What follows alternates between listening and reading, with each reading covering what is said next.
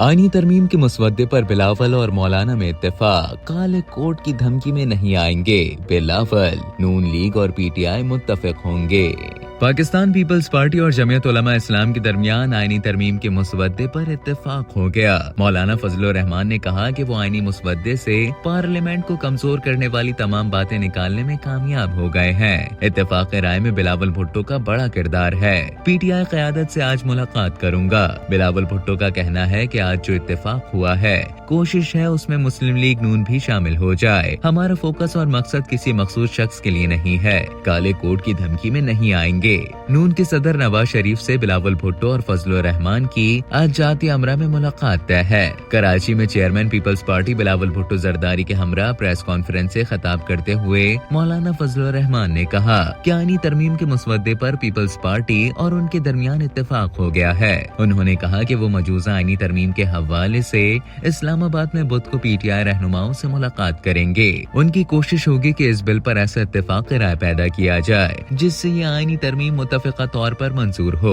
आईनी तरमीम पर इत्तेफाक तक पहुंचने के लिए बिलावल भुट्टो के शुक्रगुजार हैं। इस मौके पर चेयरमैन पीपल्स पार्टी बिलावल भुट्टो ने कहा कि मुल्क में जब भी कामयाब आइनसाजी हुई है, इसमें पीपल्स पार्टी और जेयूआई ने किरदार अदा किया है। उन्होंने कहा कि बुध को हमें रायवंड में खाने की दावत दी गई है। हमारी कोशिश होगी आज जो इत्तेफाक राय हुआ है वो मुस्लिम लीग नून, जेयूआई और पीपल्स पार्टी तीनों जमातों के दरमियान हो जाए। उनका कहना था कि मौलाना फजलुर रहमान की ख्वाहिश है कि तमाम जमातों के दरमियान आईनी तरमीम से मुताल्लिक इत्तेफाक राय पैदा हो, और अगर ये होता है तो ये हमारे मुल्क के हक में बेहतर होगा। हम सबका आईनी तरमीम का मकसद अवामी मसाइल का हल निकालना है। उन्होंने कहा कि हम नवाज शरीफ से मिलकर मजीद इत्तेफाक राय पैदा करने की कोशिश करेंगे।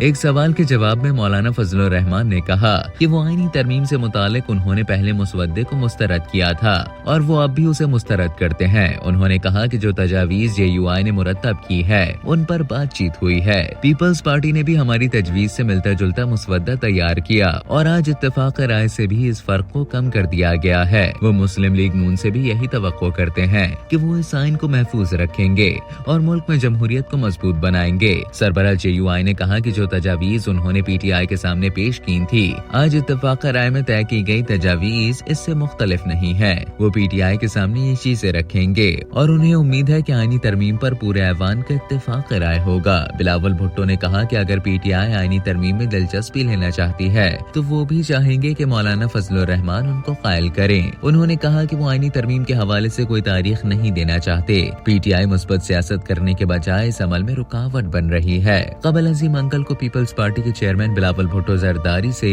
जेयूआई के सरबराह मौलाना फजलुर रहमान ने बिलावल हाउस में मुलाकात की और मुल्की सियासी उमूर पर तबादला ख्याल किया गया। जराये के मुताबिक मुलाकात में इस पर इत्तेफाक किया गया कि मौजूदा 26वीं आईनी तरमीम के हवाले से तमाम पार्लिमानी जमातों को एतमाद में लेकर मुसवदा फाइनल किया जाएगा। इत्तेफाक राय इस मामले को हल करने के लिए बातचीत का सिलसिला जारी रखा जाएगा। हतमी मुसवदे पर इत्तेफाक राय के बाद इसको कौमी असेंबली में पेश किया जाएगा।